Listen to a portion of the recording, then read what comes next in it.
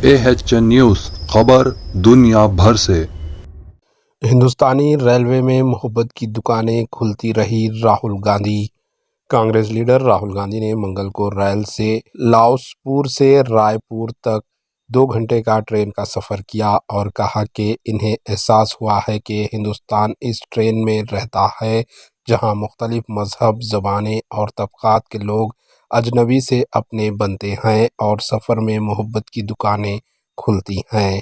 چھتیس گڑھ کے بلاسپور سے رائے پور تک ٹرین کے 2 گھنٹے کے سفر کے اپنے تجربے کو سوشل میڈیا پر شیئر کرتے ہوئے مسٹر راہل گاندھی نے کہا کہ ہندوستانی ریلوں میں روزانہ 1 کروڑ لوگ سفر کرتے ہیں جہاں حقیقی ہندوستان کی جھلک دیکھنے کو ملتی ہے۔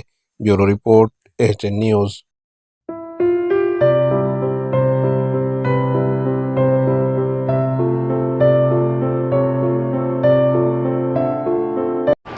AHN نیوز کو لائک کریں، شیئر کریں اور سبسکرائب کرنا نہ بھولیں۔